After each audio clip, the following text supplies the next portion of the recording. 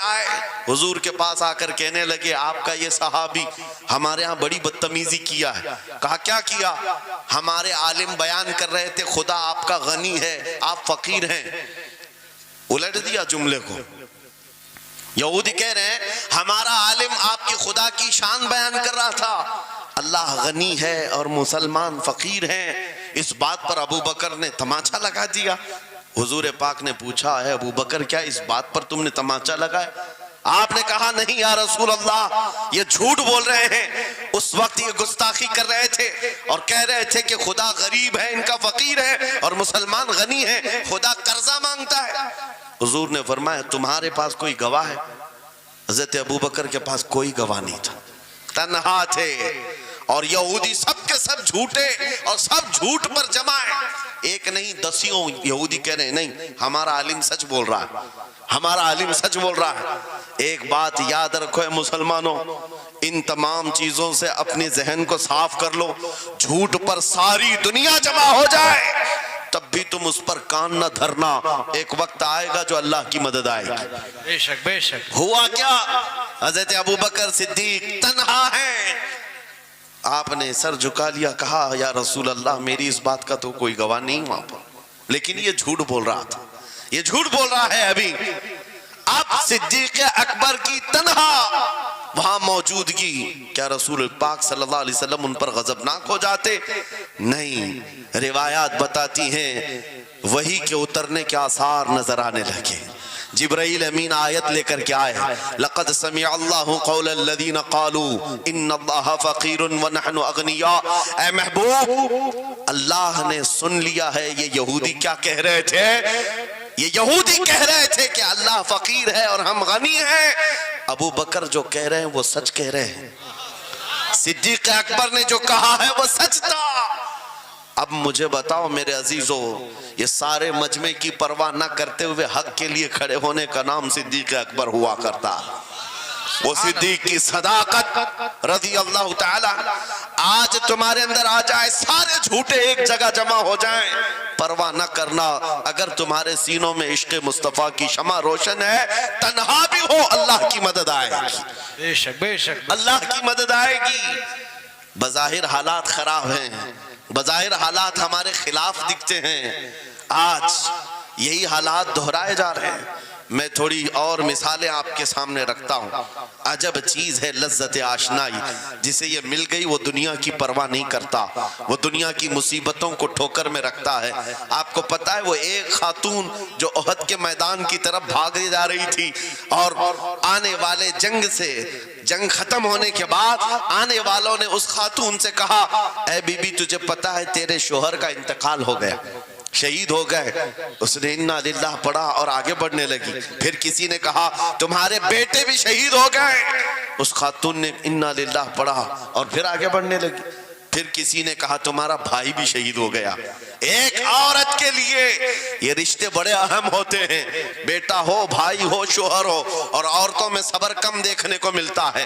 جب کسی کے گھر میں میت ہوتی ہے سب سے زیادہ چیخ و پکار عورتوں کی ہوتی ہے, نوحہ کرنا, ماتم کرنا عورتوں کے اندر آتا ہے. لیکن رسول پاک صلی اللہ تعالیٰ علیہ وسلم کی محبت جس خاتون کے دل میں ہو اسے عام عورتوں سے کمپیر نہ کرو. ایک ہی تنہا عورت ہے, باپ بھی شہید, بیٹا بھی شہید, بھائی بھی شہید, شوہر بھی شہید. چار موتوں کی خبریں جب ان کو دی گئی, اس خاتون نے کہا اے آنے والوں, سارے میرے رشتہ داروں کے موت کی خبریں سنا رہے ہو, ذرا یہ تو بتاؤ آمنہ کے لال سلامت ہے یا نہیں؟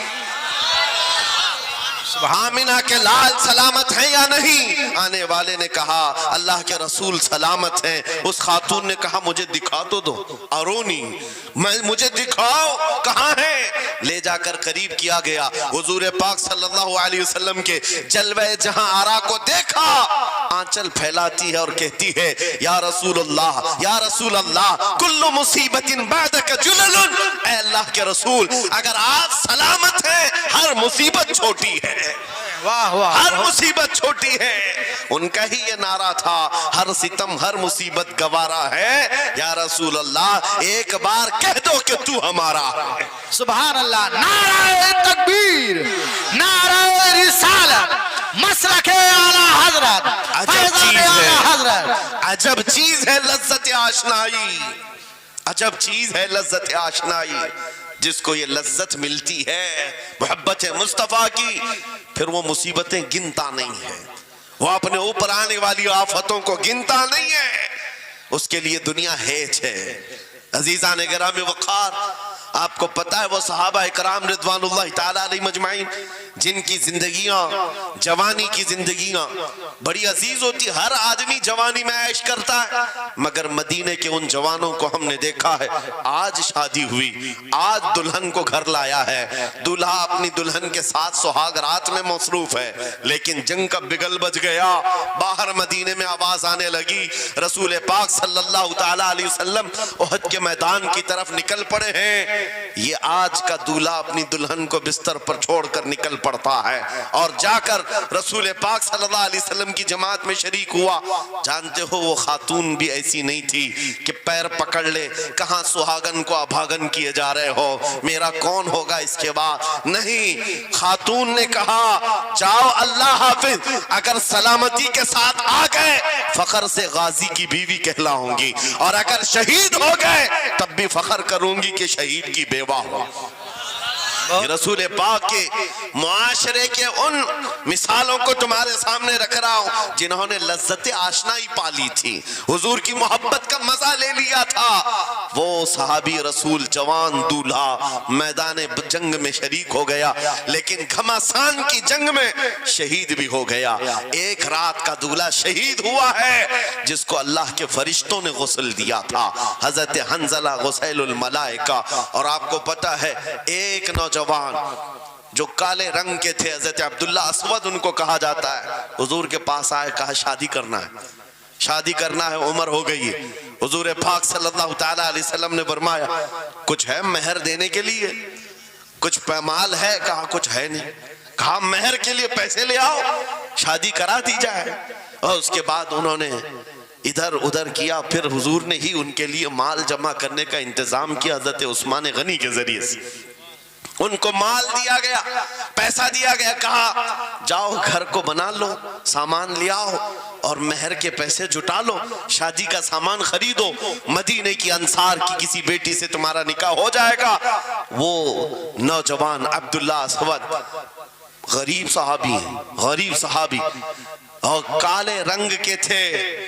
انہوں نے شادی کا سامان خریدنے کے لیے مال تو جٹا لیا، بازار میں تھے، اعلان ہو گیا اللہ کے رسول صلی اللہ علیہ وسلم جنگ میں تشریف لے جا رہے ہیں. اچانک مشرکین کا حملہ ہوا ہے.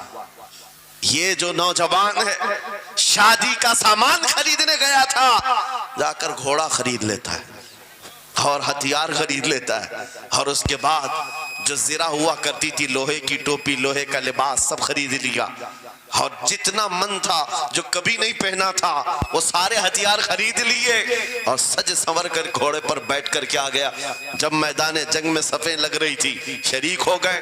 ان کو تو غریب صحابہ میں شمار کیا جاتا تھا، ان کے پاس کبھی کوئی ہتھیار نہیں تھا، نہ کوئی تلوار، نہ کوئی ٹوپی، نہ کوئی گھوڑا. صحابہ ان کی طرف دیکھ کر سمجھتے ہیں کوئی بڑا پہلوان ہوگا ہم میں سے جس کو ہم نہیں جانتے.